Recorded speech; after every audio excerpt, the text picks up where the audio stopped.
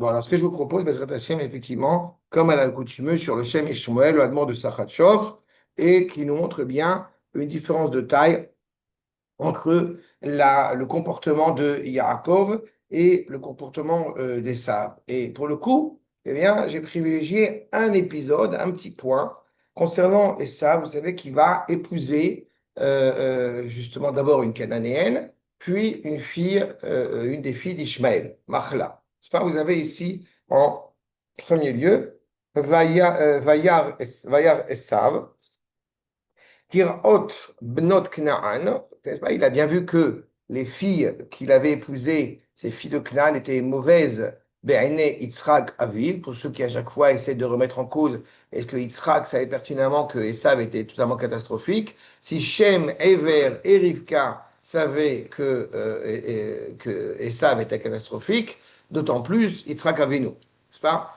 Mais le fait est qu'il a bien vu que d'épouser donc ces filles de Knaan, eh bien, il ne trouvait pas grâce aux yeux de son père. Ça avait créé un désarroi, une tristesse. Verra bene Yitzhak Aviv.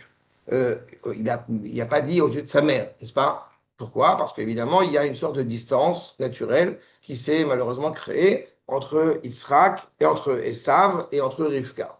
Parce que Rivka, qui elle était, je vous rappelle, totalement déconnectée de cette idolâtrie familiale dans lequel elle a évolué, notamment, essentiellement d'ailleurs grâce à Dvorah,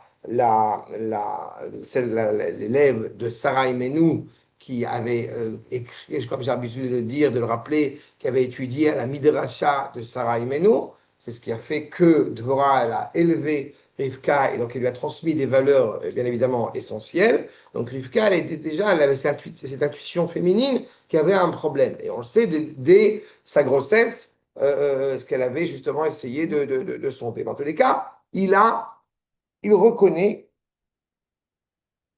pardon, il reconnaît qu'effectivement, eh bien, ce qu'il a fait ne pouvait pas grâce aux yeux de Yitzhak Avinu. Vaïlech Esav, El Ishmael, Vaïkach et Mahalat bat Ishmael, bat Abraham, Achot Neviot, Al Neshar Lo Leisha. Bien, qu'est-ce qu'il a fait? Puisqu'il a vu que ça ne plaisait pas à son père d'avoir épousé ses filles de Canaan, eh bien, il va aller prendre des filles d'Ishmaël, lui étant fils d'Abraham, peut-être ça va justement plus trouver grâce, Ben Abraham, n'est-ce pas? Et Achot, donc Achot Neviot, je ne vais pas m'étendre sur Achot Neviot encore qu'on pourrait, sur les Al Nashab. Pourquoi Al Nashab? Sur les autres femmes, soi-disant, qu'il avait, il l'a pris pour femme.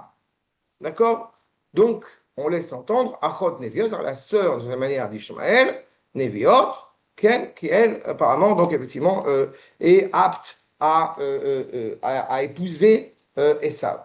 Alors qu'il nous faut comprendre pourquoi est-ce qu'effectivement j'ai intitulé cette étude eh bien, autour de l'humilité constante face à l'orgueil aveugle. Et si je parle d'orgueil aveugle, où est-ce qu'on voit a priori ici dans ce verset la question d'orgueil? En fait, ce qu'il nous faut d'abord et avant tout comprendre, c'est, il y a plusieurs questions qui doivent être posées sur ce verset. La première, rien ne dit qu'il a divorcé de ces femmes qui n'étaient pas agréables aux yeux de Yitzhak. Première problématique. Si tu sais qu'effectivement, ton père, qui est un maître extraordinaire, qui est un père extraordinaire, une spiritualité, une proximité avec le Baruch, donc morale, donc expression du bien, il t'a montré, bon gré, malgré que. Ah, André sera en zoom, je vois.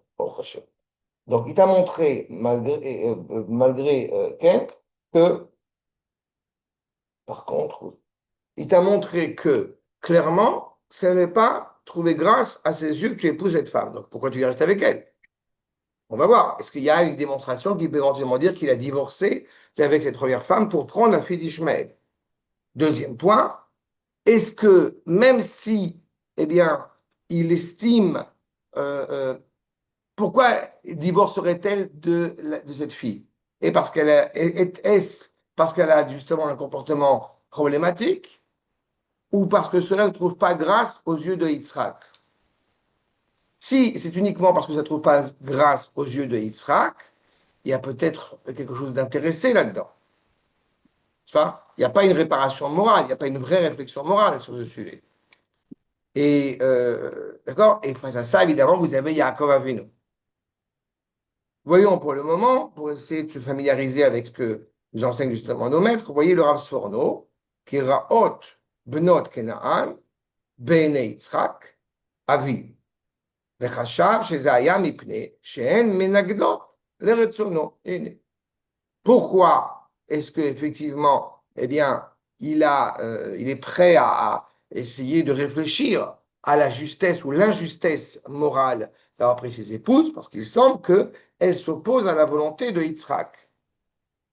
Allah el Ishmael, ou Bézéodia, Shaya Yitzhak, Yechol Imchol, en fait, en épousant, eh bien, Ishmael, et donc la fille d'Ishmael, peut-être cela pourrait éventuellement permettre à Esav, à Yitzhak, pardon, de le pardonner, Kshenassa Aknaniot, Imaya Noten Libo. Peut-être ça pourrait permettre à Yitzhak Avenu de pardonner Esav d'avoir pris une fille de Canaan. Sauf que, il n'y a pas écrit qu'il a divorcé de cette première femme. Ça, comme vous allez dans le verset, il a pris Al-Nashav. Pourquoi Al-Nashav, va nous dire Rashi, Osif Resha, Al-Resha'ato, Shelo Giresh, et Arishonot. Il n'a pas divorcé des premières, donc il n'est pas en train de faire tchouva. Au contraire, il est en train d'essayer de trouver un prétexte pour conserver cette femme en prenant une autre qui est peut-être plus agréable à son père. Ce qui est encore une fois une première problématique. C'est-à-dire qu'on n'endosse aucune responsabilité sur notre comportement moral. Si je suis comme ça, c'est parce qu'un tel, c'est parce que si, lui, elle, oui, il veut pas d'elle, c'est pour ça qu'il l'aime pas, c'est pour ça que le truc, c'est pas grave. Mais surtout, qu'est-ce qui se cache derrière? Quelque chose de plus, évidemment, malheureusement, de plus terrible que ça. Ce que j'aime malheureusement à le dire, c'est quand on veut avoir un comportement, ce que j'appelle un comportement de bigot, religieux, pieux. Il n'y a pas de réaction morale. Il y a d'abord et avant tout le fait que, apparemment, selon le rabbin, je vais volontairement un peu appuyer sur le trait, apparemment, selon le rabbin Yitzhak, c'est un problème. C'est mécanique. En fait, oui, c'est mécanique. C'est ça. Bêtement, C'est ça. les règles. Exactement. C'est son comportement factuel. C'est constant comme ça. Comment est-ce que je fais le maaser sur le sel? On connaît cette problématique qui va soulever à son père, alors qu'on sait pertinemment qu'on ne peut pas faire du maaser sur du sel. Mais c'est genre une interrogation religieuse. Et donc, si tu interroges sur la religion, c'est que vraiment, tu es un type bien. Alors que pas du tout. La preuve, c'est que fonder son foyer, on va rentrer là, dans pas longtemps, dans le mois de Kislev, on se rappelle que Ishu Beito, la valeur du foyer, elle est tellement importante qu'à partir du moment où tu vas épouser une femme, Quand il a envoyé Eliezer chercher Rivka, enfin, il lui a dit, tu vas pas, je ne veux pas une fille d'ici exactement. pour mon fils, je veux que tu ailles les chercher, parce que pas lui non plus, mais parce que là, c'est pas non plus. Oui, mais Rivka, Mais dans sa famille, hein. il y a le côté d'abord hébraïque, et puis surtout, il y a la dimension bienveillante de Rivka, qui est animée par le chesed, encore une fois, qui, j'ai envie de dire, est pas le contraire, mais une autre approche de la personnalité de Yitzhak Avinu, qui est plus la vertu de la rigueur. Oui. D'accord. Shalom André. Shalom. Ok. D'accord. Donc, il y a quelque chose qui, encore une fois, qui n'est pas bien saisi, mais surtout, en tout cas, qui n'est pas saisi de la part de Esav. Maintenant, l'Orachem Akadosh va nous dire clairement, Yagid Akato, qui l'Orachesav est là, les Tzadak Patat Avivalen. Il donne, on va dire, encore ratifie le propos. Pourquoi est-ce qu'il pose question sur le mariage qu'il a fait avec cette fille de Canaan? Parce que il sent que son père, ça ne lui plaît pas. Mais uniquement pour ça. Puis il y a pire Mais que ça en plus. Il y a un midrash qui raconte sur Bosmat à Yehudit, une fille de Chet. Pourquoi elle s'appelle Bosmat Yehudit? Elles sont bonnes, Bosmat et Bossem. Elles sont bonnes. Elle a l'air d'une juive. Il l'a habillée comme une juive, va dire le midrash. Mais elle n'est pas juive. Mais elle fait le couscous mieux que Tata Rachel. En plus, elle a promis de faire la circoncision du petit. Alors, tu vois, je rappelle que Esav n'a pas fait la circoncision. Il aurait pu la faire, mais et je rappelle souvent au nom du Khatam Sofer qu'il n'a pas pu la faire quand il était petit, ça c'est ce que des Midrash, parce qu'il était malade, en voyant qu'il était tout rouge. Son père a dit que peut-être il n'est pas en bonne santé pour le faire, mais quand il était apte à la faire, il a refusé de la faire. Encore une fois, un signe clair de, de cette incohérence. Maintenant, poursuivons la Racham Akadosh. Aval zuladze, ine, shem bevchinat ra, locha shen nafsho mitavtan. En réalité, il n'a aucun problème de désirer cette femme, si ce n'est parce que ça pose problème à Yitzhak Avinu. D'accord? Donc il y a une vraie problématique par rapport à ça. C'est la problématique en réalité, je répète, de dire est-ce que j'accomplis une mitzvah? Ok, on a tous cette problématique du Yetzer Hara. Personne ne l'oublie.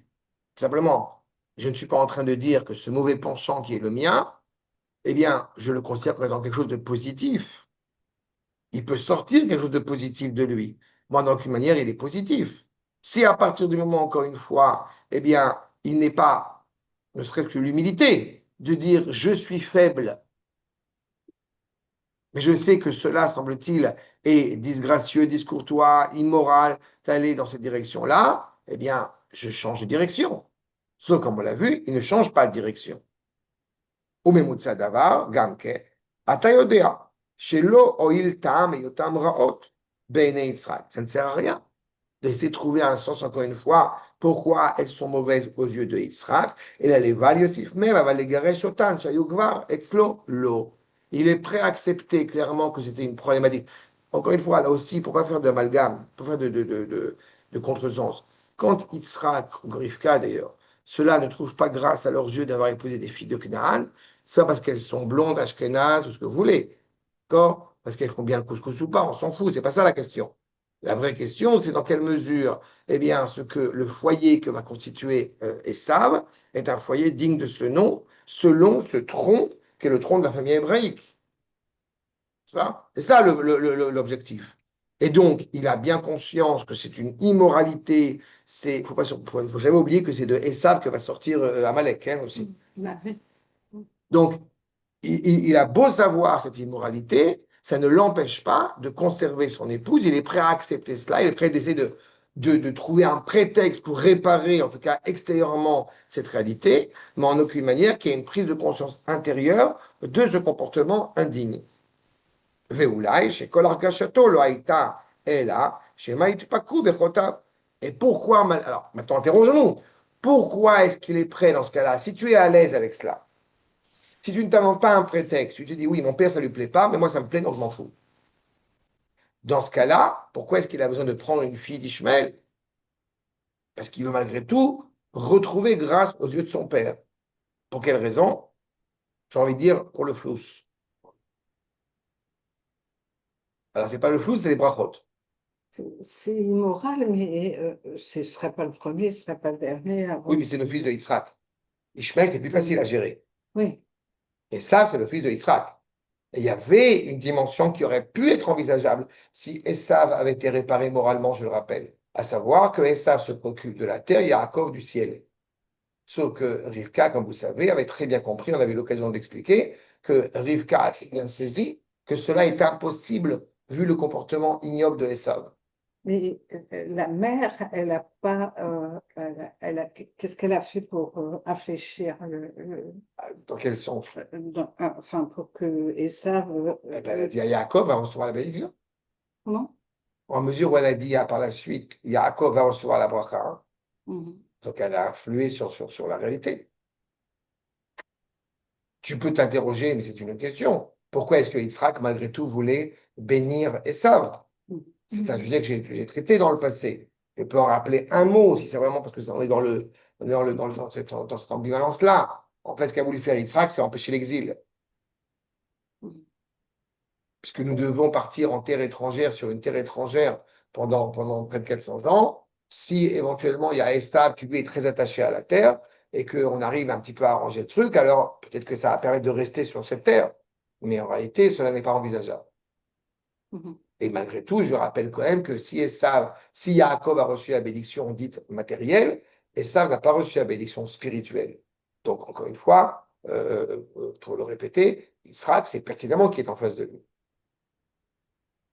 Mais là, pour le coup, on voit le comportement de Esav, qui est indigne de ce nom. Il n'y a aucune teshuva, il n'y a aucune prise de responsabilité, il n'y a aucune réparation qui est pensée. On a juste essayé, comme on dit, de faire de la cosmétique, d'arranger les meubles. C'est ça son problème. Et en quoi le fait de prendre des filles d'Ishmaël est mieux que de prendre. Parce qu'il est inscrit fils d'Abraham. C'est dans la famille. Hein. Comme il a dit, Ishmael ben Abraham. D'accord. Donc on a cette indication-là qui nous est dit. Et c'est vrai que sur le fond, il y a une tension perpétuelle qui est envisagée, historiquement parlant, entre Ishmael et Esav. Quand Ishmael va avec Esav, quand la fille de Ishmael va épouser Esav, elle permet de gommer, elle permet de machala, elle permet de limchol, d'expier toute l'idolâtrie de Esav. Mais quand Ishmael eh bien, s'unit avec Esav, comme répercussion sur Ishmael, ça a des répercussions dramatiques de cruauté. Et c'est ça le problème, toute la problématique de l'histoire. C'est que d'un côté, il y a une réparation de Esav dans son domaine spirituel, mais ça a une implication chez Ishmael au niveau matériel, au niveau territorial. Il ne faut jamais oublier que le conflit qui nous oppose avec Ishmael est un conflit territorial. Ce n'est pas un conflit essentiellement spirituel. Avec Esav, on a un conflit spirituel, pas avec Ishmael. Ça ne veut pas dire que la divinité à laquelle se rattache Ishmael est en parfaite harmonie avec Hachem. Mais disons qu'il y a plus de cohérence au niveau de cette unité chez Ishmael que dans la culture de Esav. Mais par contre, au niveau c'est parce que j'avais l'occasion de faire un autre cours là-dessus, c'est parce que Ishmael est rattaché à Abraham, qui a une dimension d'unité divine. Seulement, il est aussi fils de Hagar, qui est donc la princesse égyptienne, au niveau de la débauche, de la dépravation et de ce rapport à la terre. Donc, automatiquement, il est envisageable, comme diraient certains arabes sympathiques, il est envisageable que les juifs pratiquent leur culte tant que ce n'est pas, tant qu'ils n'ont pas de rapport à la terre. Parce qu'il n'est pas envisageable que la terre soit autre chose que musulmane. Et pas que l'État d'Israël, toute la terre. Et est-ce qu'on fait le rapport avec ce qui se passe aujourd'hui, avec le rapprochement justement des royaumes musulmans et du royaume en fait ça? Alors, la seule manière pour que en fait, l'un c'est un empire, l'autre n'est pas un empire, mais la seule manière pour que réellement, eh bien, il y ait une cohérence et on va dire une harmonie, une accalmie dans cette réalité-là, c'est par le biais d'Israël. Parce que Israël peut assurer justement cette ligne droite qui va permettre, encore une fois, d'assurer les engendrements de soi-même et du monde entier. Pour l'instant, ils se liguent plutôt contre Oui, mais Israël. ça a toujours été le cas. Oui. Puisque de toute façon, à partir du moment où Israël est, automatiquement, cela pose problème à la culture de l'islam comme à la culture de la chrétienté. Mais l'islam De toute façon. Et c'est pas, ça commence ici. Dans ce rapport entre Esav et Yaakov, bien évidemment, il y a un manque de compréhension, je répète, de la valeur morale. Esav ne connaît pas la valeur morale. Esav connaît l'intérêt personnel et uniquement c'est selon ce prisme-là qu'il s'exprime. Qu'est-ce que j'y gagne? D'accord? Je vous renverrai de toute façon le cours sur le plat de lentilles, parce qu'on l'avait traité de cela. Et c'est toute cette problématique-là. En tous les cas, vous avez bien compris qu'il donc, eh bien, vous voyez, c'est la suite du Rachem Akadosh, Shema itpaku birkotav letzad banim, asher yelo bevanot Kenaan, les elakar bebnot Ishmael. Encore une fois, peut-être il n'y aura plus de bénédiction à cause de son mariage avec les filles de Canaan. Peut-être ses petits-enfants n'auront pas la bénédiction escomptée qu'il aurait pu attendre, qu'il aurait pu espérer en provenance de Yitzhak. Donc, il va se marier avec les filles d'Ishmaël, grâce à qui, eh bien, il pourra recevoir la bénédiction de son père, puisqu'il aura des enfants héritiers, dignes, petits-fils d'Abraham. Et vous voyez qu'encore une fois, l'un comme l'autre, il n'y a aucune recherche morale, il n'y a aucune remise en question. Réponse, pourquoi? parce qu'il est aveuglé par son orgueil. Qu'est-ce que j'appelle aveuglé par son orgueil? On a toujours en tête le nom de Esav, n'est-ce pas? Qui veut dire, qui signifie, sémantiquement parlant, assouille, qui vient de ce mot assouille, c'est-à-dire il est fait, il est complet. Donc automatiquement, il est en harmonie avec lui-même, puisque pour lui, il est complet, donc il est parfait. Ça n'a rien à voir, ce que je vais vous dire maintenant, que vous allez me dire, mais quand même, c'est un petit peu à voir. Gematria de Esav, c'est Shalom. Exactement. Il se trouve complet, donc il n'a rien à réparer. Et s'il y a un problème, si voilà, j'ai épousé une femme, ça ne trouve pas grâce au jeu de mon père, c'est que mon père, il a un problème. Donc on va trouver plein de prétextes, comme on dit au niveau des teroutsim, on va trouver plein de prétextes pour justifier mon comportement. Mais la base, je le dis dès à présent, la base de la tchouva, c'est exactement l'inverse. La base de la teshuva, c'est pas d'un côté de se flageller toutes les 5 minutes, mais ce n'est pas non plus se déresponsabiliser de nos actes. D'accord? Et c'est exactement ce que va promouvoir la chrétienté. Pas? Cette idée du pécheur compulsif. Mais le problème, c'est que c'est pas grave s'il dit qu'ils sont fautés. Ce qui est problématique, c'est qu'ils ne pensent même pas à la possibilité d'assumer leurs actes pour pouvoir les réparer, c'est-à-dire endosser la responsabilité de leurs actes. Elle est claire la nuance? Face à ça, vous avez Yaakov. Et justement, Yaakov, il est Ishalem. C'est un homme complet. Et pourtant, il s'appelle toujours Yaakov. Il est rattaché au Oikev, au talon. Il est toujours en retrait. On a beau l'appeler Israël, Yachar, El, il est en relation directe avec Akadosh Baruch Hu, il n'en demeure pas moins qu'il n'a pas perdu le nom de Yaakov. Il y a toute cette notion, encore une fois, intime, humble, qui anime notre patriarche. On dit que l'homme soit complet. Il a. Nahon. Il n'a pas eu. Tu peux dire qu'il n'a pas eu. Et oui, mais c'est ce que lui ressent. Tu as raison. Pour lui, justement, la circoncision, c'est une perte. C'est C'est inutile. inutile. Regardez ce que nous dit le Shem Ishmael. Vayar Esav, qui, Raot, etc. Vaïler Esav el Ishmael, on a vu ce verset, vénéré. Chez Esav Beresho, ou Mitrilato, Veatsofo. Il est pourri du début jusqu'à la fin. Pourquoi? Que Moshe Betrilato, lo irgish be'atzmo shum chisaron. Tu ne ressens aucun manque. Vekol darko, aya yashar bena. À ses yeux, il est droit. N'est-ce pas?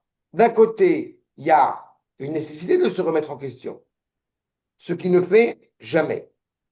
Comme vous l'avez, Essa, Begematria, Shalom, il est complet. Il n'a absolument pas à regretter quoi que ce soit, puisque, encore une fois, il a agi en pleine conscience. Parce que vous comprenez qu'en épousant une fille de Canaan, c'est-à-dire une fille qui est profondément réduite à ses instincts, il n'est pas en train même de penser une seconde qu'il y a un problème. À la rigueur, même il pourrait penser qu'il prend une femme, comme ça a été le cas dans le passé, une femme pour l'esthétique et une femme pour les enfants. Pas Ada et Tzila. Ce qui a été le cas pour. J'ai oublié, peu importe. Mais c'était dans le passé, avant Noir. Avant Noir, il y avait comme ça. D'accord? Mais en réalité, il y a quelque chose de profondément problématique et malsain dans cette réalité-là. Parce qu'on avait déjà appris avec Abraham que le rapport à son épouse est un rapport effectivement d'intimité, mais d'intimité qui se transforme en fraternité. Achoti at. Vous vous rappelez de ce point essentiel. C'est ce qu'il va essayer d'enseigner aux Égyptiens. Ça n'a pas vraiment marché parce que les Égyptiens, malheureusement, ne comprennent pas forcément les choses à l'époque, mais il y a un rapport profondément, justement, amical qui renie un homme à son épouse. Ce que le monde, et encore moins Esav, ne connaissent pas. Je me permets une toute petite digression, mais qui m'amuse à chaque fois. C'est terrible, mais quand on est sensible à cette sémantique, on comprend à quel point cette problématique elle est encore d'actualité. Vous avez ce qu'on appelle l'enterrement de vie de célibat, l'enterrement de vie de garçon. On enterre sa vie de garçon. Jusqu'à présent, je m'éclatais. Jusqu'à présent, j'étais libre. Après, je suis mort. Et après, je suis mort. Ouais. Non, mais c'est ça que ça veut dire. Ça veut dire que dans la conception, on est encore une fois chez Esav. Malheureusement, elle n'est pas que chez Esav, elle a des implications et des influences sur le monde entier. Mais dans cette prise de conscience-là, eh bien, nous acceptons l'idée que l'homme n'a une seule aspiration, c'est le désir. Et donc, en réalité, le mariage va tuer tous les désirs premiers, et j'ai envie de dire, bas, qui pourraient exister chez l'homme. C'est exactement cela. Et s'il pensait autrement, il aurait sans hésitation, d'abord peut-être ne pas épouser tout court la fille de Canaan, et s'il l'avait épousée, ce qui montre qu'il y avait quand même des instincts qui étaient problématiques derrière, et il n'empêche qu'il aurait su dire, eh bien, je renvoie cette femme, parce qu'il semble qu'elle va poser un gros problème, un lourd problème, dans la construction de mon foyer tel qu'il doit être, ce qu'il n'a pas fait, puisqu'il est complet. Se sentir complet, c'est orgueilleux. היינו שהיה שלום בעצמו. car gam besofo, achar shera, quand il a vu effectivement que chez Nefach, Alav, Agalgal, Pitom, quand tout s'est retourné contre lui, chez Lifne Regaim Achadim, alors qu'il y avait encore quelques instants, Rachav, chez Kol Olam Kulo, chez Lo, il pensait que tout était à lui, puisque tout est objet de chasse chez Esav, n'est-ce pas? À Kol Tsai Pefiv, tout est objet de chasse, tout est objet de conquête. J'ai toujours de la peine à signifier cela, mais je connais comme ça un membre de ma famille qui est quand même toujours en extase devant son fils qui a énormément de conquêtes. Mais il y a quelque chose qui est totalement absurde et abject dans cette conception. Tout est objet de conquête. Comment tu as réussi ta vie? Parce que tu as beaucoup d'argent. Donc si tu n'as pas beaucoup d'argent, tu n'as pas réussi ta vie. Si tu as eu beaucoup d'expérience avec des femmes avant le mariage, tu es un séduisant. Évidemment, je parle au masculin quand je parle au féminin. C'est pas, on n'est pas dans la problématique qui est encore une autre problématique. D'accord?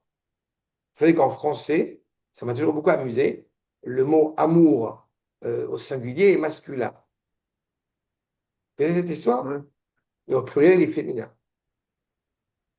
Les amours pluriels, les belles amours. Alors qu'il y a un amour. Vous comprenez ce qui se cache évidemment derrière la langue. C'est extraordinaire. Non? Je n'ai pas compris. Une femme aime un homme. Mais un homme aime plusieurs femmes. Donc les amours sont pluriels. Deux L-E-S.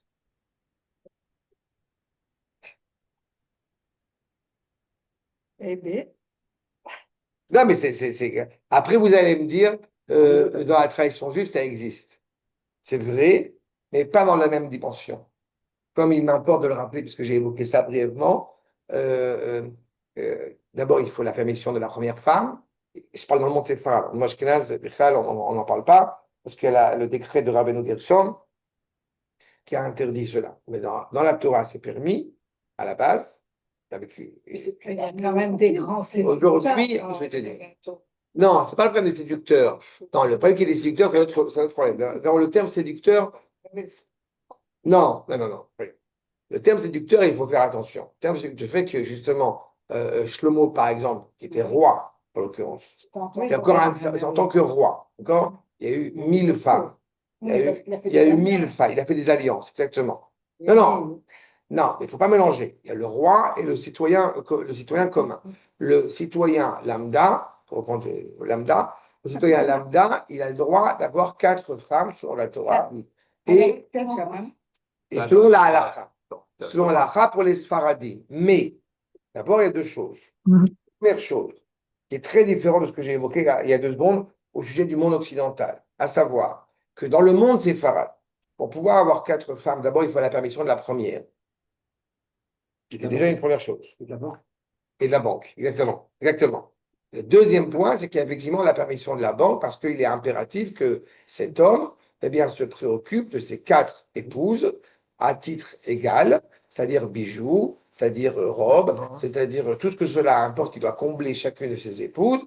Et troisième point que j'ai souvent raconté, excusez-moi d'être pas grivois, on dit pas, mais quand un jeune homme revient des Milouim, il revient de l'armée, après 1 mois, 2 mois, 3 mois qu'il était en Milouim, et qu'il revient voir son épouse, il est content de la voir. Il est content d'en voir une. Et il n'est pas forcément content d'en voir quatre quand il ne pense qu'à une chose, c'est de pouvoir aller dormir après avoir passé 4 mois en Milouim. Et comme on dit en hébreu, Dei la remisa. L'allusion est suffisamment claire. D'accord? Donc tout ça fait qu'effectivement, même si la Torah le permet, pour différentes raisons, notamment l'une d'entre elles, c'est qu'on n'est pas obligé de divorcer d'une femme stérile, par exemple. C'est quand même une aubaine. C'est une réalité. Si on a une femme stérile et qu'on devrait éventuellement divorcer d'elle après 10 ans de mariage, cela permet d'entretenir quand même une certaine harmonie dans le foyer. Elle n'est pas coupable, on n'est pas coupable, c'est une réalité. Et est-ce que ça existe encore aujourd'hui? Au niveau de l'État, ça n'a pas vraiment de sens, mais elle ne peut le récuser quand cela est arrivé, quand des gens arrivent. On connaît des juifs, par exemple yéménites, qui ont 2 épouses et ça se passe très bien, il n'y a pas de problème. Ça existe. Je ne connais pas 4. 2, j'ai entendu. 2, j'ai déjà entendu. Mais tout cela, encore une fois, dans une cohérence claire et qui n'est pas exclusivement, j'ai envie de dire, excusez-moi du terme, pour expulser les instincts. C'est pas dans cet ordre-là. Et puis il y a 4 belles-mères aussi, faut pas oublier. Mais et ça aussi, il ne faut pas l'oublier. Mais en tous les cas, c'est ça qui est important. Là, on ne parle pas de ça. D'accord? On parle d'une réalité. Il doit y avoir une entente cordiale entre ces 2 épouses, en l'occurrence que j'évoquais à l'instant. Il y a une crainte révérentielle envers Akash Baruch Hu entre ces 2 épouses. Il y a une vraie réalité morale, ce qui n'est pas le cas. La preuve, c'est que toute la dimension de Knaan, je vous rappelle, ce sont des gens qui sont réduits à leurs instincts. Donc il a épousé tel un miroir, ce que lui-même pressent. Il a la peau rouge parce que justement, elle regorge de sang. C'est quelqu'un comme je disais, qui est rempli de conquêtes, qui n'a envie que d'une autre. C'est cette histoire c'est révoltant même, de pulsions qui ne sont pas canalisées, qui ne sont pas analysées. Exactement. Et donc, dans le Midrash, Esav, Achiv, Bamitsido, Mezouyan, Letzad Nafsho. Mezouyan, il est armé. ונראה שאפילו נפשו של יעקב, שהפיל נפשו של יעקב. Encore une fois, quand il pense que le monde entier est de son côté, que le monde entier est à lui, et quand il vient rencontrer Yaakov, nous dit clairement le Midrash, il vient armé, avec 400 hommes derrière lui. C'est moi le maître. Donc, encore une fois, il se met lui en porte-à-faux de prétexter à une fraternité qui est totalement frelatée, puisque son objectif, c'est de tuer son frère. Il pensait même qu'il resterait donc seul, Baruch Mibanim, grâce à ses enfants, donc digne héritier du monde entier. Dans un petit coin de notre tête, on peut se remémorer quand même que pendant 2000 ans, nous avons tué Dieu, nous avons fait, nous avons fait du sang, la matzah avec du sang des enfants britanniques, et pas que. Jusqu'à la preuve du contraire, Leur-Dame, la cathédrale de Leur-Dame, qui a été reconstruite, les 2 statues sont encore bien présentes, l'une d'entre elles aveuglée, avec les bénédictions qui vous savez. D'accord? C'est un peu fort, jeune homme. Ou Pitom, Agalgal, Vanessa, Evel Yaakov. Lui qui était le maître à bord, lui qui avait tous les pouvoirs, lui qui avait tous les contrôles, eh bien, étrangement, il est devenu le serviteur de Yaakov. On se rappelle encore une fois la prophétie de Ovadia, et progressivement, c'est en train de se mettre en place. Qu'est-ce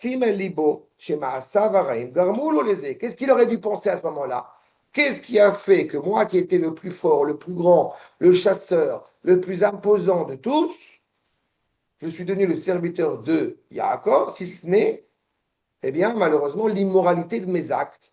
Mais il ne s'est pas posé comme tel. Aval, Zadon Libo, son cœur profondément aiguille dans la mauvaise direction. Kemeaz Ken, comme ça a toujours été le cas. Ata, Loerish, Shum, Cheseron, de Maasav. Quand vous suivez un chemin, que Dieu nous en préserve, quand vous suivez un chemin qui n'est pas dans le bon sens, et à un moment donné, on s'interroge. Il y a un truc qui ne va pas. Ve, Tala, Akol, Benachar. Mais au lieu de reprendre au lieu encore une fois, de prendre ses responsabilités et de dire j'ai dû faire des erreurs, je devrais corriger mon comportement, assumer mes mauvaises actions. Non, tout ça, c'est à cause des filles que j'ai épousées. À Kol, Be'asher em ibnot Kenaan, lo itachen, shezaran yamdu ala beracha. Comme j'ai épousé ces femmes mauvaises, et encore une fois, l'homme épouse, comme je disais tout à l'heure, c'est un miroir. On n'épouse pas a priori, à moins qu'il y ait des mutations qui existent, j'en conviens, mais en général, on épouse quelqu'un qui a un petit peu les mêmes valeurs, en tout cas des attributs qui nous correspondent. Et ça n'a rien à voir avec la problématique d'être insultant, ni du point de vue dit spirituel, ou au contraire d'être éloigné de la Torah, dans les deux cas. C'est souvent ce que j'ai dit quand on m'a dit, mais ce serait bien qu'il fréquente une juive. Mais c'est trop pas dire ce que vous dites. Mais quand on se retrouve dans un environnement totalement assimilé et qu'on a grandi dans une culture assimilée et que on va à l'université et que on vit avec des gens qui sont, encore une fois, qui font plein de choses très sympathiques, sauf des choses que nous, on a peut-être l'habitude de faire, il n'y a pas, y a pas de point de convergence, il n'y a pas de point de rencontre.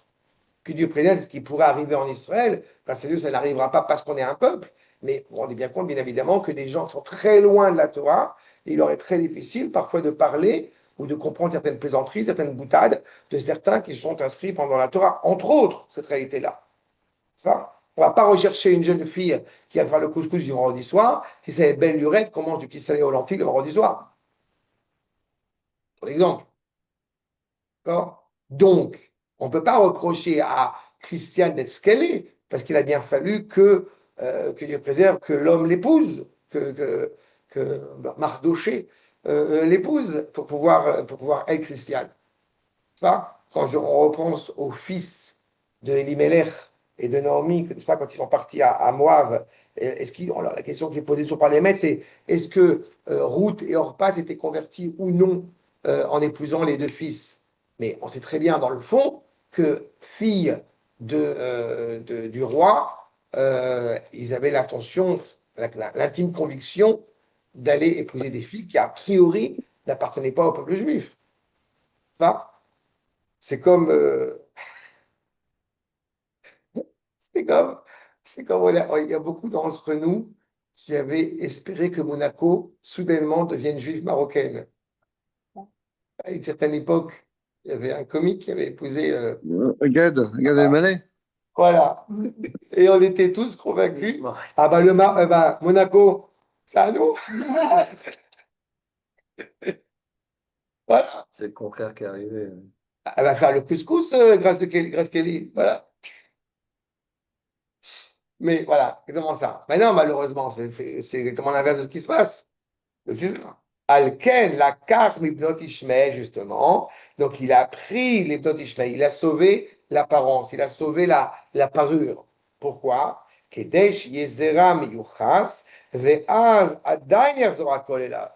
En fait, tout va revenir à lui. Comme j'ai épousé une fille qui semblera plus vertueuse aux yeux de mon père, donc je suis bien. Donc j'aurai l'héritage, donc je garde mes valeurs. Tordu.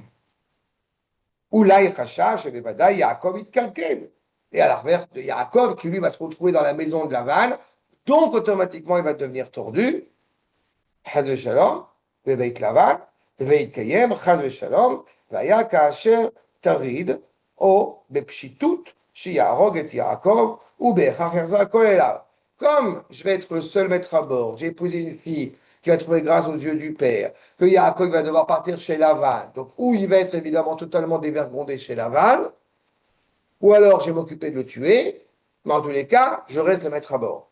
Sauf que Yaakov, en revenant vers Lavan, il dira Im Lavan Garti, Garti sous-entendu, Tariag, dira le Midrash. Tariag mitzvot shamarti. J'ai beau avoir été chez Lavan, je suis resté un homme droit. C'est très compliqué de se dire ce que c'est que cette notion de droiture. Combien de fois on peut être confronté, on avait l'occasion déjà d'en évoquer la semaine dernière, mais combien de fois on peut être encouragé à manquer de droiture? Et certains vont dire, oui, non, mais il est droit parce que il est droit et honnête parce qu'il n'a pas le choix. Ben non, on peut être riche, on peut être pauvre, on peut être blond, on peut être ce que vous voulez, et malgré tout, vous la regardez une ligne de conduite parce que c'est difficile de se regarder dans le miroir à un moment donné ou à un autre. Donc, Esav pensait machinalement, puisque tout est intérêt à ses yeux, que tout est monnayable, que tout est négociable, jusqu'au moment où vous avez quelqu'un qui s'appelle, celui qui a fait Microsoft, Bill Gates, qui avait une phrase qui a marqué beaucoup d'esprits, que j'ai bien aimé. On peut tout acheter sauf le Shabbat. Ah, il a dit ça. Oui, parce qu'il y a des Juifs qui travaillent, semble-t-il, chez lui en tant qu'ingénieur, et il aurait pu négocier leur Shabbat, mais ils n'étaient pas prêts à négocier. Ah, Il ne faut jamais oublier que le Shabbat, c'est parti, on est rentré dans le mois de Kislev, on va rentrer dans le mois de Kislev. Il faut jamais oublier que le Shabbat a été une des mitzvot que le peuple juif a été prêt à mourir pour ne pas l'enfreindre. À quel point c'est juste ce qu'il importe. Alors on se dit comment c'est possible dans ce cas-là que puisse aujourd'hui, malheureusement, enfreindre le Shabbat. Parce que parfois, peut-être le Shabbat est devenu aux yeux de certains quelque chose justement de négociable parce qu'il est purement extérieur et pas profondément intérieur. Ça, pas profondément vécu. Mais justement, Yaakov, dans cette humilité, puisqu'il sait la même conception que cette bénédiction vient d'Akash Baruch Hu, donc encore une fois, il y tient.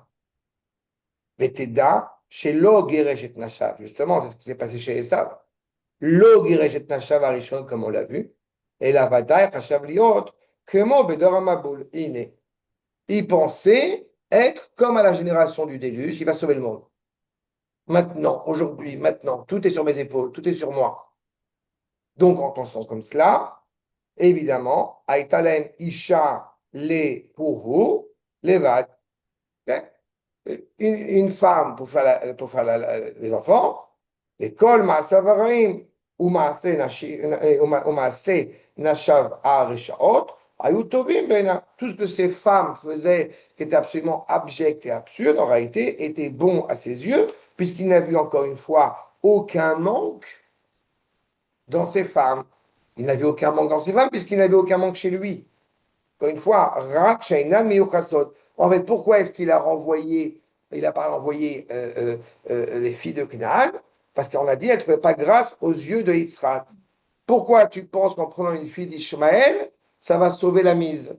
Parce qu'il y a écrit Ishmaël ben Abraham. Donc en fait, tu as mal compris. Ce n'est pas un problème d'alliance que Dieu préserve. On n'est pas en train de se dire, même si ça existe parfois dans certaines familles, que Dieu nous en préserve, mais on n'est pas en train de dire, non, non, mais cette femme, son frère, il n'est pas bien. Donc ne l'épouse pas. Mais non, on s'en fout. Elle n'a pas grandi dans la Torah, on s'en fout. Si c'est un juif, c'est un juif. Mais lui, qu'est-ce qu'il a compris? Pourquoi je ne devrais pas épouser cette fille de Canaan? Parce qu'elle n'est pas d'ascendance de la famille. Elle est claire la nuance. Donc il va prendre une autre pour arranger tout le monde. Et donc il n'a pas compris qu'en réalité, le fond du problème, je répète, c'est les défauts, la débauche qui est inhérent à ces femmes.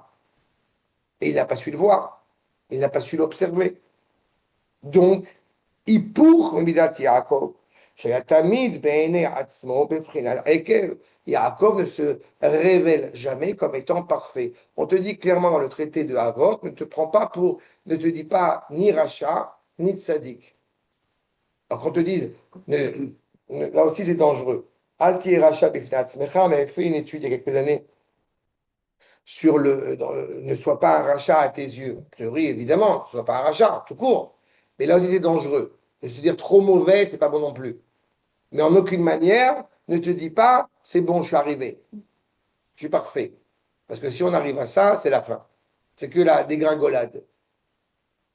Donc, comme il est dit, comme a dit Avi, Zeret Tzaddik Levacha, le Pérouche d'Ivré à Gamara, je vous rappelle son père, le Rav Avraham de Sakhatchov, qui est un grand Talmid Chacham, en tous les cas, il a indiqué Koré Israël Yaakov, Eino Over Be'aseh. Celui qui appelle Israël Yaakov n'a pas enfreint une mitzvah. Vous savez que le nom de Avram n'existe plus, alors que le nom au profit du nom d'Abraham, mais que le nom de Yaakov existe encore, même après devenu Israël. D'accord? Donc on n'a pas enfreint une faute en appelant Israël Yaakov. Aïnou, she'af achar she'isig shem Israël, qui sarita im Elohim, nishar od b'prinat aikev.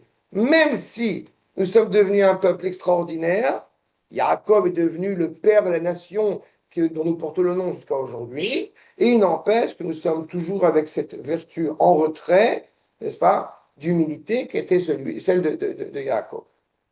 Vezé, limoud, gadol, l'école ish. Vous voyez ce qu'on apprend chacun d'entre nous. Évidemment, c'est quelque chose avec lequel on est habitué. On ne lit pas la paracha comme un épisode historique, mais on essaie d'en puiser, d'en tirer ce qu'on apprend pour nous.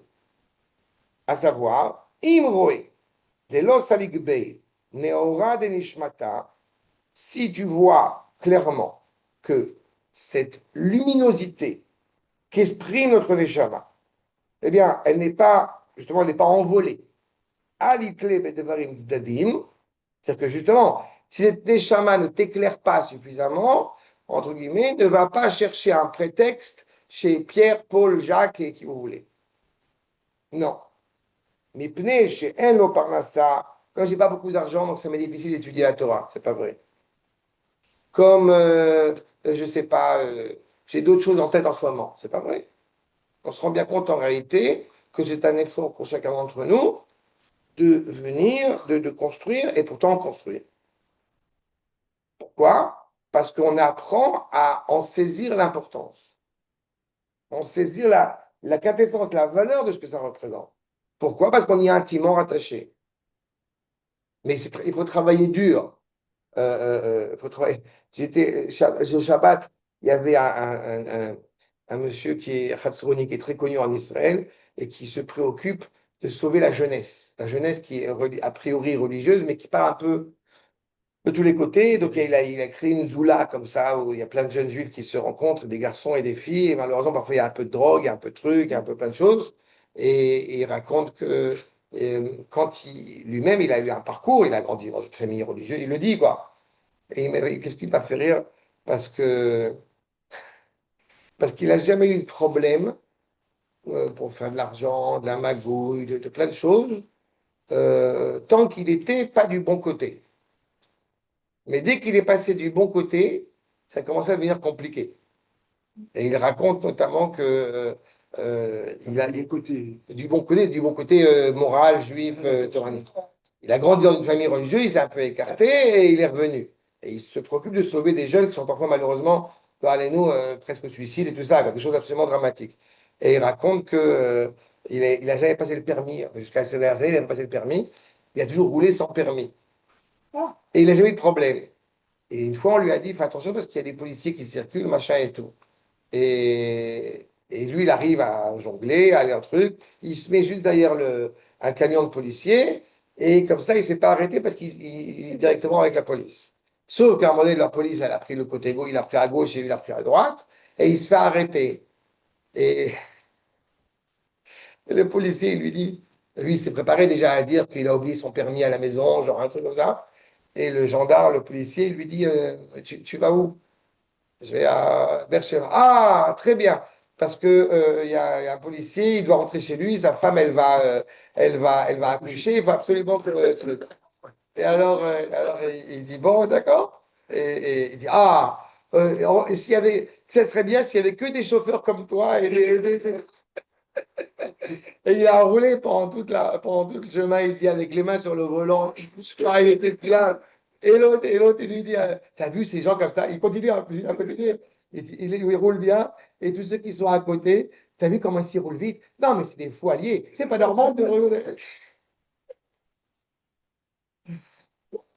Mais dès qu'il a commencé justement à être cohérent, alors c'est là qu'il y a des difficultés. Être droit, pour reprendre c'est ça, c'est ça. Être droit, c'est pas être droit parce que. C'est être droit, c'est être cohérent, c'est vouloir faire le bien. Pourquoi? Comme ça. C'est l'authentique cohérence. C'est celle de Yaakov. Justement, ce que Esav croyait, c'est que Yaakov allait se fourvoyer en étant dans un milieu fourvoyé. Mais la grande difficulté et l'héroïsme, je veux dire, de Yaakov, c'est d'avoir été chez un menteur comme Lavan et rester dans cette vérité. D'accord? Justement. Et c'est pour ça d'ailleurs que le tzaddik, il n'a pas de menoucha, ni dans ce monde, ni dans le monde suivant. Parce qu'il est constamment contraint, confiné autour de gens qui sont maladroits. En cela, il est tzaddik. Il suit ce qui est juste. Comme Youssef, exactement. Mais non, Youssef, fils de Jacob. Donc, Zélimoun, encore une fois, pour chacun d'entre nous, ne va pas chercher un prétexte ailleurs, בדברים צדדיים לאמור, מפני שאין לו פרנסה, או שאין לו מנוחה, ויתברר בלבבו לאמור שאין בו אשמה. Je suis pas coupable. C'est parce que la conjoncture de la vie. À la vérité, je parle en connaissance un peu de cause, mais pas autant, mais peu importe. Quand on se dit à chaque fois que c'est parce que j'ai grandi comme ci, c'est parce que j'ai fait ci, c'est parce que j'ai fait ça, en fait, on reste enfermé, et ça, on reste enfermé dans un présent qui nous empêche de regarder vers l'avenir. Et en fait, à un moment donné, alors j'avoue que plus on vieillit, plus c'est difficile de bouger. Plus c'est difficile de bouger les lignes. Mais en revanche, il est indubitable que de forcer à lever la tête, on va dire, c'est ce qui nous permet vraiment d'avancer. Je ne sais pas si c'est clair ce que je dis, parce que je veux dire dans le sens où combien de fois il peut nous arriver, et on le sait, d'être entouré de gens qui sont constamment confinés au présent, voire au passé, de leurs difficultés. D'accord? Et j'avoue que pour ma part, j'essaie à chaque fois de voir comment, avec ces difficultés-là, j'arrive malgré tout à lever la tête. Et je ne mets pas un jugement ni une note sur aucune des difficultés de personne. Moi, je me fais toujours la même réflexion, mais je me dis, il faut toujours savoir d'où on vient. Bien sûr. Oui, mais c'est ça. Mais ça, c'est au sens où je dans Altiracha Bifna Atzmecha. Et ce qui te permet de ne pas te dire que tu es une catastrophe à tes yeux, c'est parce que justement, tu sais d'où tu viens et tu sais où tu avances. Ouais. Encore une fois, on ne fait pas une faculté du judaïsme. Ce qui nous importe, c'est d'essayer de construire. Mais c'est tout à fait juste. Mais je vais dans le sens inverse, où parfois on pourrait se dire, comme je n'ai pas étudié dans mon enfance, ouais, donc de toute façon, je ne peux rien faire. C'est ça que je dis, on reste confiné ou dans le passé, dans le présent au nom du passé. Alors que nous voulons justement transcender ce présent pour aller vers l'avenir. Mais il est indubitable. Encore une fois, l'humilité, comme rappelle la Igareta Ramban, c'est d'être capable de regarder celui qui est plus petit que toi avec hauteur. Ne pas le regarder d'en haut vers le bas, mais de bas vers le haut. Non? Donc c'est exactement cela. On n'est pas en train d'essayer de faire, encore une fois, une sorte de concurrence de présence. Chacun connaît sa place, chacun connaît son chemin et chacun sait ce qu'il a à faire. Peut-être se regarder soi. Se regarder soi, bien sûr. Au vrai niveau. Bien sûr, mais avec une volonté d'avancer. Ce qui n'est pas le cas des sages, parce que justement, il n'y a pas d'humilité. Ce que tu dis là, et c'est toute la noblesse, c'est que pour pouvoir faire cela, il faut être animé de la noblesse. Il faut être animé d'humilité. Et l'humilité, eh bien, elle ne vient pas négliger le devoir de responsabilité. Au contraire, je m'assume avec mes qualités et mes défauts, avec une volonté, clairement, encore une fois, d'avancer, de réparer ce que j'ai à réparer. C'est ça. Donc, à l'inverse, celui qui, effectivement, je dirais, en bo hashma, al isha bedivresha. Il se complaît dans des propos, encore une fois, vains. Chez Zema, c'est ça. Au contraire, assume tes responsabilités. J'ai souvent eu l'occasion de le dire, mais je le dis même à nos compatriotes israéliens, de naissance. Je n'ai pas la prétention de connaître beaucoup de choses. Je commence à connaître un petit peu avec les années, mais chaque fois, je tiens à préciser, surtout aux Israéliens, qui disent que c'est difficile, il faut étudier la Torah, c'est compliqué. J'en vois beaucoup avec ces difficultés-là. Et je viens avec cette lubie à chaque fois de dire, il y a 30 ans, je ne parlais pas un mot d'hébreu. Et je me suis, oui, cassé les dents, oui, cassé la tête, mais c'est comme ça que ça marche. Et on est têtu, et on insiste. Ça ne vient pas tout seul. Alors, je suis d'accord avec vous que ce n'est pas la vraie quand on a 19 ans, quand on a 50, quand on a 60. C'est vrai. Mais il n'empêche qu'il y a une volonté, encore une fois, de vouloir s'accrocher. Alors que, et c'est ça, je sais que j'ai un manque, je veux compléter ce manque du mieux que je peux.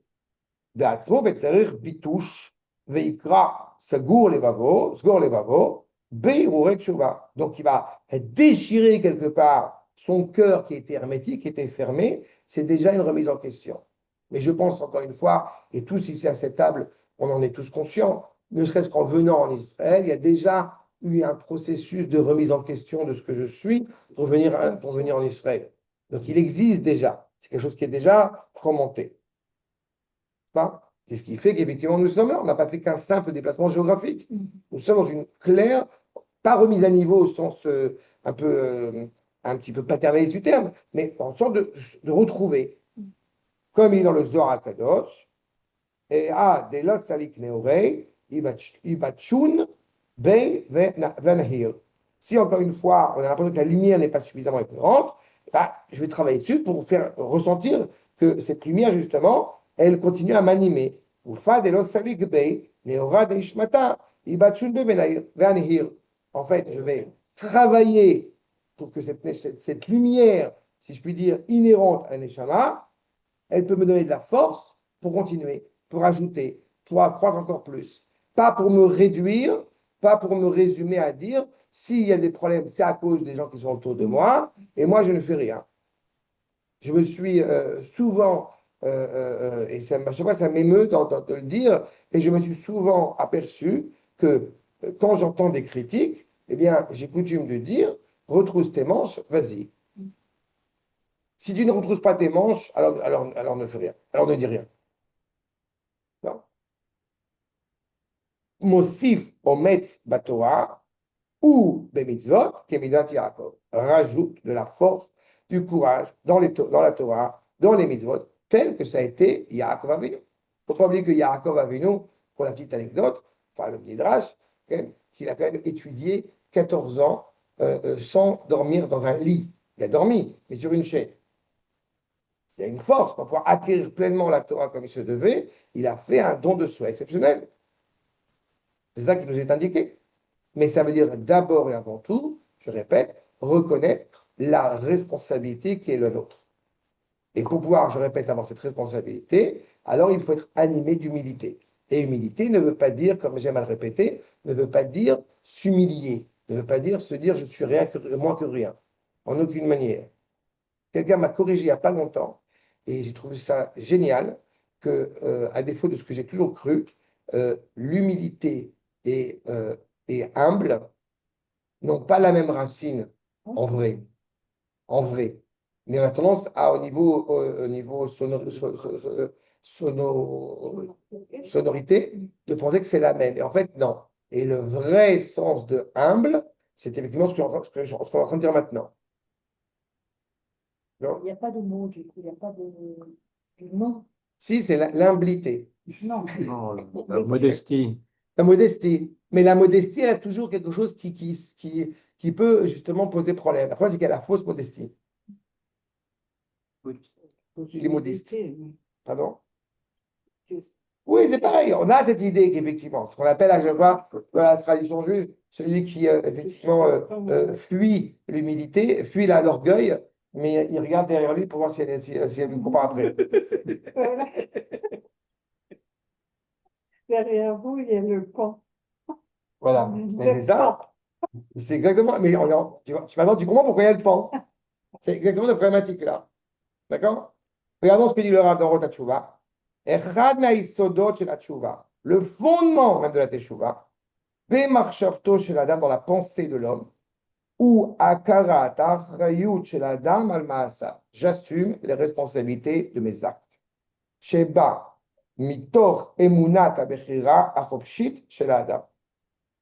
C'est ce qui fait que justement, eh bien, l'homme est animé de ce libre arbitre.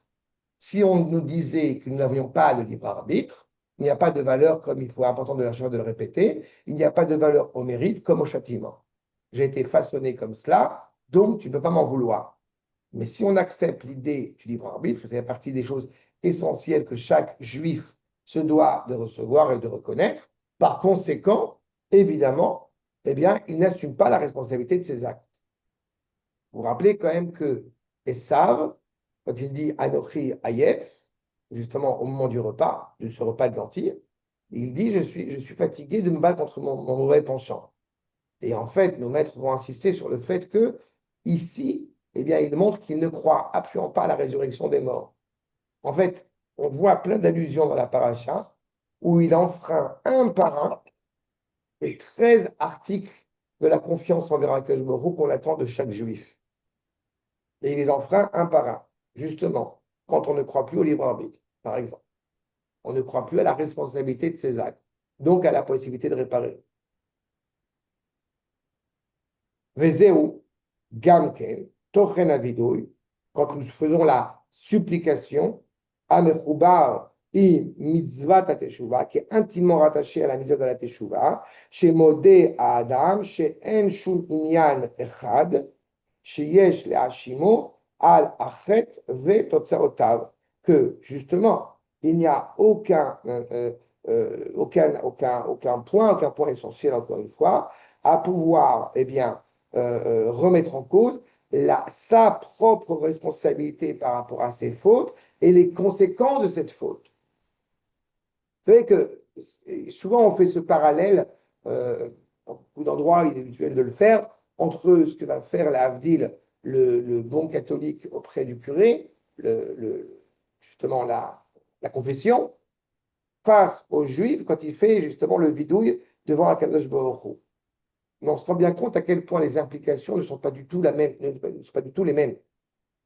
C'est-à-dire que le bon croyant chrétien n'aspire qu'à une seule chose, à être pardonné de ses fautes, mais en aucunement orienté vers la réparation, voire être mieux. Alors que par ce biais du vidouille, comme le rappelle ici le Rav et comme l'a déjà dit le Rambam, c'est-à-dire que le vidouille, la supplication, n'a d'autre but que de s'ajouter, que de s'attacher à la teshuva, c'est-à-dire je reconnais la responsabilité de mes actes, et non en aucune manière c'est à cause du diable et de je ne sais pas qui m'a influencé, pour pouvoir par la suite être mieux. Mais donc avec la pleine confiance que le meilleur est possible. Je ne suis pas condamné à être ce que je suis maintenant. C'est clair? Et personne n'est responsable de ses fautes et de leurs aboutissants, si ce n'est lui-même.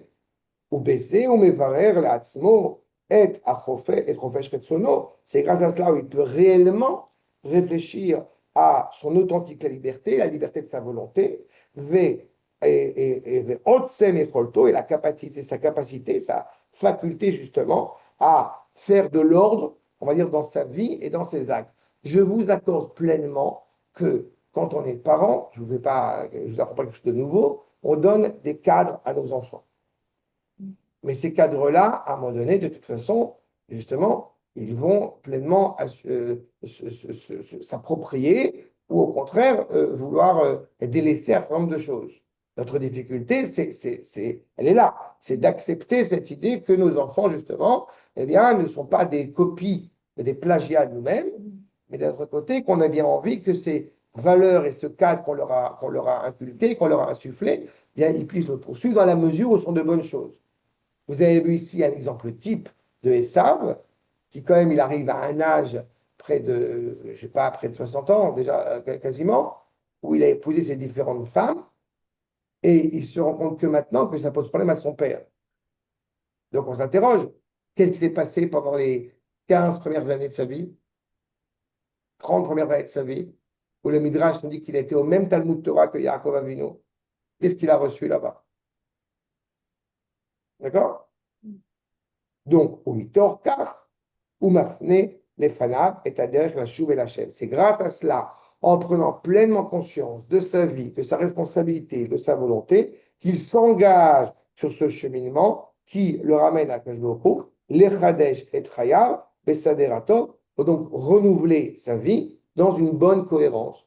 Est-ce que c'est on fait abracadabra et c'est fini? Non, ça ne marche pas comme ça. D'accord? Mais donc, effectivement, ce qu'on doit retenir de cela, c'est d'abord et avant tout avoir suffisamment d'humilité. Je dis suffisamment, mais pas trop.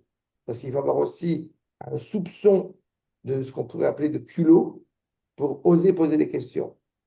Parce que si on ne pose pas les questions, alors on ne peut pas avancer. Et se poser des questions, bien sûr, tout à fait. D'accord? Adkan pour le Shem Ishmael. Wow.